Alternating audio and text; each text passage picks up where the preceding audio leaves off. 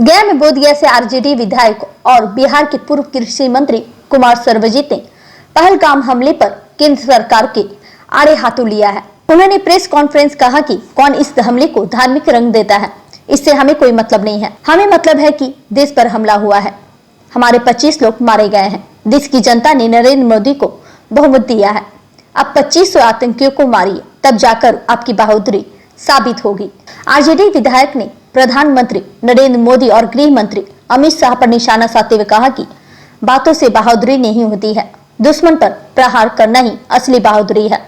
अगर आप हमला करेंगे तो इस देश का कोई धर्म, कोई माँ, कोई बेटा पीछे नहीं हटेगा। इतिहास को याद दिलाते हुए उन्होंने कहा कि संसद पर हमला, पुलवामा और अब पहलगाम सब कुछ नरेंद्र मोदी के राज में हुआ। नोटबंदी के नाम पर आतंकियों की कमर तोड़ने की बात की गई, लेकिन नतीजा क्या निकला? आज भी हमारे सैनिक मारे जा रहे हैं। जनता ने सरकार को हर कदम पर साथ दिया है, अब देर किस बात की है? सिंधु जल समझौते को तोड़ने की खबर पर उन्होंने कहा कि जब 25 हमले हो चुके हैं, तब ये फैसला आज क्यों? पुलवामा में सैकड़ों जवान मारे गए, क्यों नहीं लिया गया? अब जनता बहाना नहीं, एक्शन चाहती है। प्रधानमंत्री के बिहार दौरे पर चुटकी लेते हुए आरजेडी विधायक ने कहा कि यह मोदी है जो कभी नीतीश कुमार को पागल करते थे, आज उन्हीं के नेतृत्व में बिहार आ रहे हैं। स्वागत है, लेकिन याद रहे जनता सब देख रही है। इसके अलावा उन्होंने बिहार सरकार की नल जल योजना को फेल बताया। उन्होंने कहा कि 90% गांवों में यह योजना सफल नहीं हो सका, क्योंकि पहले नल जल लगवाया गया, फिर गली बनाया गया और फिर नाला। ऐसे में नल जल उखड़ कर रह गया। पर इस मौके पर उन्होंने कहा कि पानी की समस्या में सबसे अधिक दलित, महादलित परिवार जूझ रहा है, उनकी समस्या दूर नहीं हो रही है। उन्होंने कहा कि 100 चापाकल लगाए जाने की मांग हमने की थी, लेकिन वह अब तक पूरा नहीं किया गया है। यही स्थिति है। गया से मंगलभूमि न्यूज के लिए मनोज कुमार की रिपोर्ट। किन किन के बारे में बताऊं? जब बोलना शुरू करेंगे तो लंबा विस्फोट होगा, इसलिए शुरुआत हमने आज किया था। तो मूलभूत सुविधा जो है इंसान के लिए, पानी की आवश्यकता है।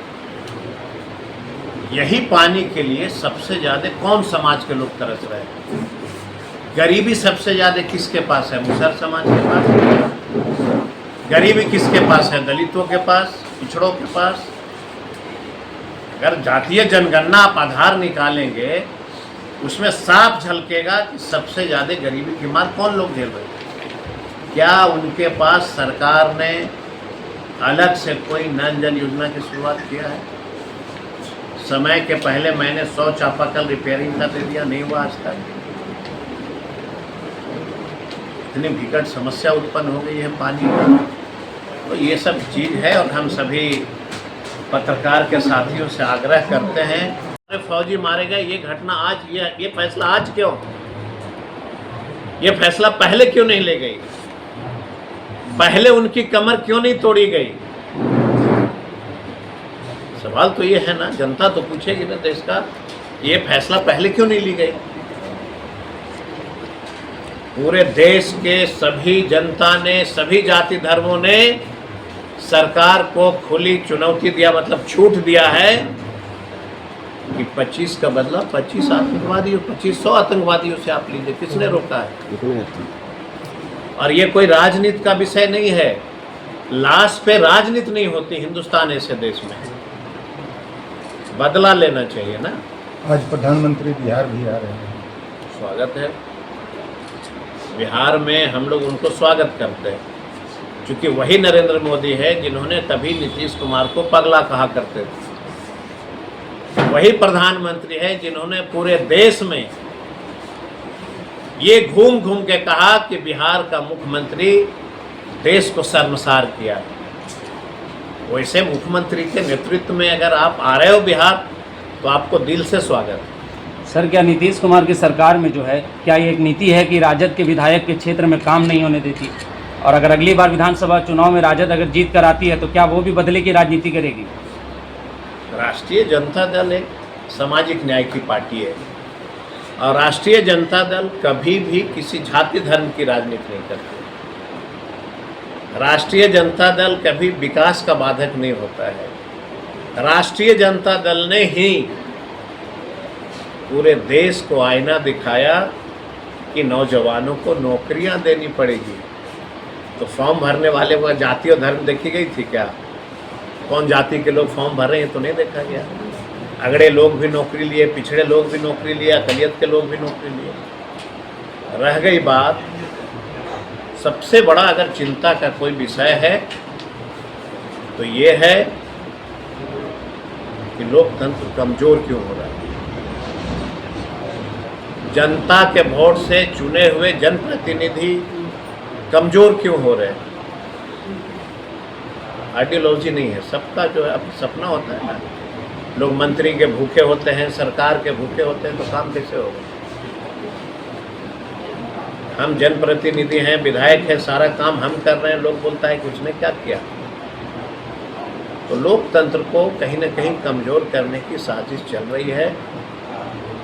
जनप्रतिनिधि हाशिए पे हैं कलेंद्र जी, जनप्रतिनिधि हाशिए पे हैं, चाहे वह विधायक हो, जिला पार्षद हो, मुखिया हो। किसी भी जनप्रतिनिधियों की एक बात नहीं सुनी जाती है डेवलपमेंट। छोटा सा एक उदाहरण, अगर जनप्रतिनिधियों से बात करके नल जल योजना की शुरुआत होती तो आज बिहार घोर जल संकट से नहीं गुजरता। ये टेबल पे बैठ के योजना बनाई गई है,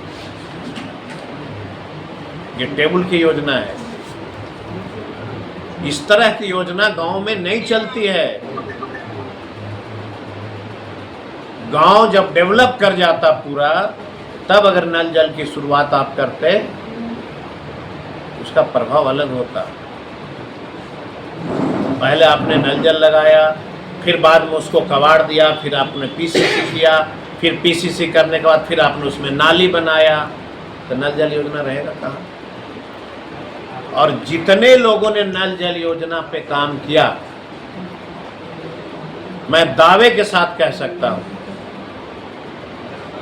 सिर्फ जिला की अगर बात करें तो 99% ऐसे गांव हैं जहां पे कोई नल जल योजना काम नहीं करती। सबसे बड़ी बात है कि जिन व्यक्तियों को सरकार ने जिम्मेवारी दिया कि ऑपरेट कौन करेगा नल जल योजना को, आज न उसको कोई वेतन है, कौन देगा नहीं देगा इसकी पॉलिसी भी नहीं है सरकार के पास। मैं कह रहा हूं कि भाई हम जब टेलीफोन करते हैं, बोलता है कि जो नल जल योजना कोई कॉन्ट्रैक्टर ने किया है, वेतन उसको देना है।